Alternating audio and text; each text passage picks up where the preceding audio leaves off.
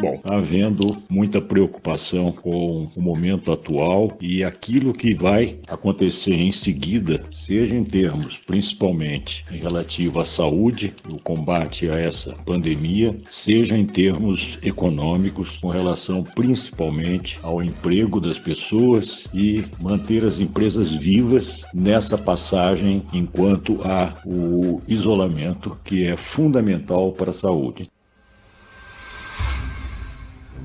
Então, em primeiro lugar, a gente tem que colocar o afastamento das atividades, a não ser as essenciais, como primeiro objetivo, até para você dominar essa proliferação do vírus. Não tem outra forma. Não temos uma vacina, não temos um remédio que possa combater. Há dúvidas em relação aos outros remédios, porque não é assim, de repente, que você usa um medicamento, ele pode ter efeitos colaterais bastante prejudiciais. Enfim, vamos fazer como o mundo todo está fazendo, que é o isolamento, até realmente você poder sair desse isolamento aos poucos, da maneira como alguns países estão fazendo, principalmente o exemplo da China e da Alemanha são muito importantes. Eles guardaram o isolamento por um tempo e com isso conseguiram baixar a proliferação do coronavírus.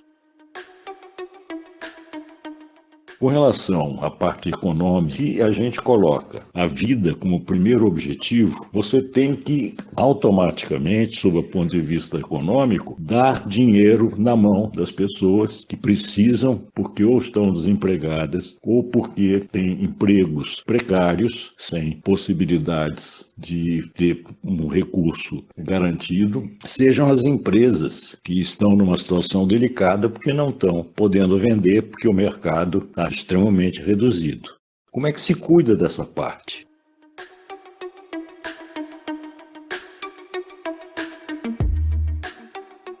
Quando a gente vê o que se fala, o que se escreve a respeito, é simplesmente assustador, porque eles falam que o país vai entrar numa profunda depressão e não vai ter dinheiro para bancar isso. O próprio governo já falou que não tem dinheiro e ficou brigando aí no Congresso para dar apenas 40 bi para socorro aos estados e municípios. O Congresso não concordou e acabou, então, aprovando uma ajuda de 96 bi, bem diferente, e em vez de garantir os estados e municípios até 3 meses, 4 meses, teria que aguardar até o final do ano. A quantidade de recursos é muito maior do que o governo está disposto a ceder. E o presidente da República andou falando agora que não tem como bancar isso, etc. É óbvio que tem.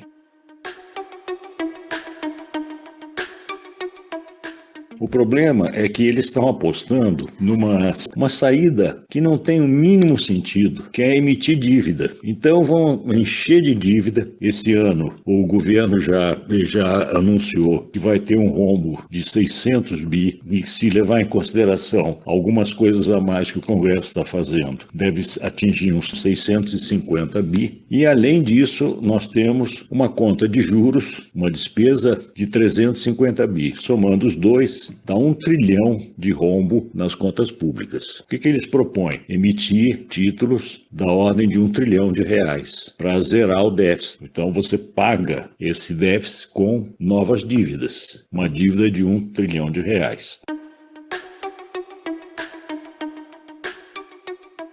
Nessa circunstância, a carga em cima da questão fiscal, que é dada como termômetro a relação entre a dívida e o produto interno bruto, chamada relação dívida-PIB, passaria dos atuais 75% para 95% no final desse ano. E no ano que vem, continuaria também aumentando isso e numa escala insuportável. E aí a proposta deles é aumentar a carga tributária, aumentar os impostos para bancar isso. Ora, a gente sabe que a carga tributária aqui no Brasil já é extremamente elevada, principalmente a carga tributária sobre o consumo, que atinge o grosso da população, porque aqui no Brasil o sistema tributário ele é altamente regressivo. Pune mais a classe média e a população de baixa renda e preserva dos impostos as camadas mais ricas da população. É um sistema absurdamente injusto previsto, e o que se discute no Congresso eram propostas que simplificavam um pouco o sistema, mas não mexia na estrutura, continuando uma brutal carga sobre o consumo que atinge a classe média e a população de menor renda. E continuando preservando os ricos, não taxando as grandes fortunas, não taxando a propriedade, não taxando o patrimônio das pessoas, enfim, uma situação absurdamente injusta.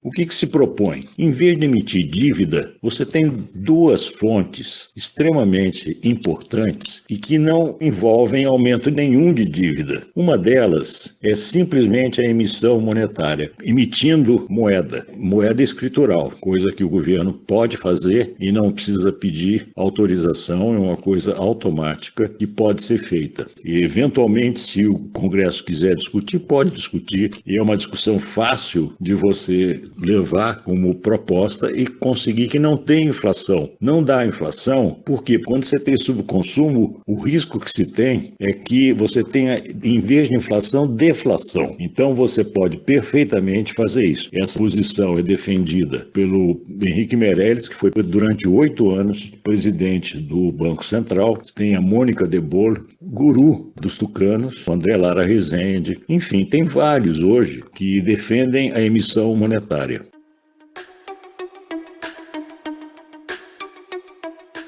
Bom, muito bem. Essa emissão monetária você poderia fazer elevando a base monetária, que no Brasil é baixíssima, 4% do produto interno bruto, e a gente poderia tranquilamente passar um item chamado M1 para 10% do PIB, aumentando 6 pontos percentuais. 10% nessa base monetária é muito baixo. Normalmente, os países, mesmo os emergentes, trabalham com 15, 20, 30 de base monetária. Então, a gente passaria só de 6 para 10. Acho que não tem nenhum abaixo de 10, pelo menos que eu conheça. Ora, você ao fazer isso, você consegue uma quantidade de recursos da ordem de 450 bilhões de reais. A outra forma que você tem, o Brasil tem cerca de 350 bilhões de dólares de reservas que estão aplicados em títulos de tesouro americano, que não rendem absolutamente nada e corre-se o risco até de ficar negativo. Essa aplicação, como já existe em vários lugares do mundo, especialmente na Europa e Japão, aplicações que são negativas, não tem nenhuma remuneração. E quando você tem 350, a gente poderia tranquilamente trabalhar com 110 bilhões de dólares vendidos, vender 110 bilhões aos poucos, porque o dinheiro também não precisa de repente aparecer na economia, para não gerar nenhum problema com o câmbio. Até é bom porque o câmbio foi para R$5 por dólar e o Banco Central vai ter que vender realmente dólares para baixar. Quanto mais alto o câmbio na hora que você vende, mais recursos você vai ter. Então, se a gente vender 110 bi, nós conseguimos 550 bi de recursos para baixar a relação dívida-PIB, o que melhora a performance do país perante as agências de classificação de risco,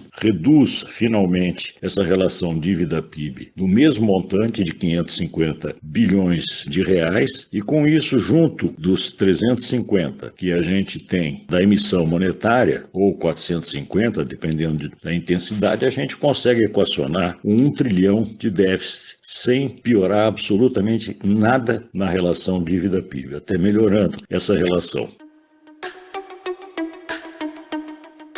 Então, é bom que a gente pense nesses termos, porque vai ter que botar muito dinheiro na mão do povão e na mão das empresas, principalmente pequenas, médias e microempresas. Não tem outra saída, e é o necessário para você conseguir atravessar esse período sem ameaçar os trabalhadores, como o Bolsonaro está fazendo o tempo todo, com a perda do emprego, como se não tivesse outras saídas. É bom que todos saibam que nós não temos um outro caminho caminho a não ser esse, ou então criar uma situação insustentável do ponto de vista fiscal. Se a gente já não aguenta administrar essa dívida como ela está hoje, sem o coronavírus, imagina com o aumento brutal dessa relação que atingiria 95% do PIB só com esse aumento para esse ano, fora o ano que vem, que ela passaria tranquilamente de 110% do PIB de dívida. Ou seja, ficaria totalmente impagável, o país simplesmente não teria como saldar essa dívida e as pessoas que aplicam recursos, títulos do Tesouro do governo,